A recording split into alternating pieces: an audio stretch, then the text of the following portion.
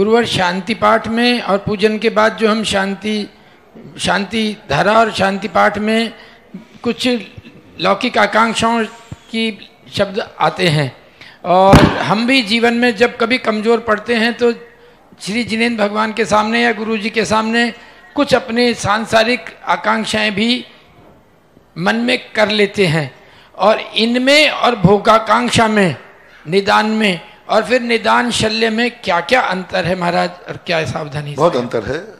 जो हमारे शांति धारा में या भगवान के प्रति करते हैं, क्योंकि हर प्रत्येक आचार्यों ने धार्मिक क्रियाओं को दो सुखों के लिए, अभ्युदय सुख और निश्रेय सुख, एक भी आचार्य नहीं है जिन्होंने ये वर्णन नहीं किया हो।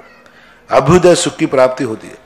संसार की आवश्यकताओं की पूर्ति हेतु यदि श्रावक परिणाम कर रहा है तो ना तो वो निदान बंध है और ना वो निदान सल है। निदान कहलाती है अय्यासी, भोगाभिलाषा।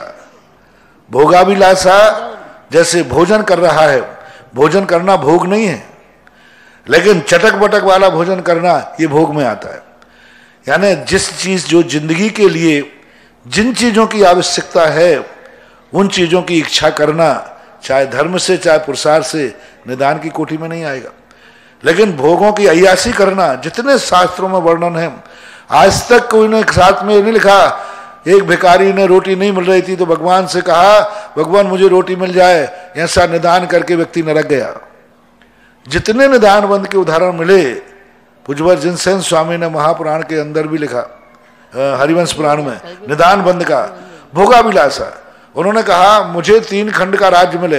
अब 3 खंड कोई आवश्यक वस्तु नहीं है। उन्होंने विद्याधर को देखकर कहा मुझे विद्याधर की विभूति मिले। तो जो अय्यासी कहते हैं अपन लोग, ऐसो आराम कहते हैं, उसके लिए धर्म करना ये निदान है। और 24 घंटे उसी में उलझे रहना, ये मुझे वैभव कब मिलेगा, मैं कब आएगा कि मैं आकाश में उड़ूं, मैं कब आएगा जब मैं अय्यासी करूं, मेरे पास इतना पैसा कब होगा जब मैं खूब जम के ऐसो आराम करूं, ये कहलाता है निदान सल। इसलिए गृहस्थ यदि अपनी जिंदगी की आवश्यकताओं को और अपनी विविधाओं को दूर करने की भावना जिनेंद्र भगवान की पूजा में करता है, कदापि दोष नहीं। ऐसे भाव छायक सम्यक दृष्टि ने भी किए।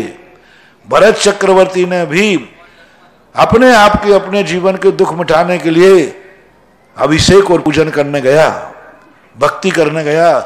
बहुत उदाहरण मिलते हैं। संकट निवारण और अपने संसार की आवश्यकताओं की पूर्ति के लिए इच्छाएं करना गृहस्थ को कदापि दोष नहीं, क्योंकि गृहस्थ की भक्ति सकाम भक्ति ही होगी। वही लोग आगे इस बात का विरोध करते हैं जिनके अभी थोड़े पुण्य के उदय हैं। जब उनके भी पाप के उदय आते हैं तो जिनेंद्र भगवान के तो छोड़ो, शांति धारा जिनेंद्र भगवान की तो छोड़ो, गधे के पैर धोते हुए मिलते हैं। हाँ, जिनेंद्र भगवान की क्रियाएं तो छोड़ो, मिथ्या दृष्टि देवों के पास जाकर के माथा टेकते हुए मिलते हैं।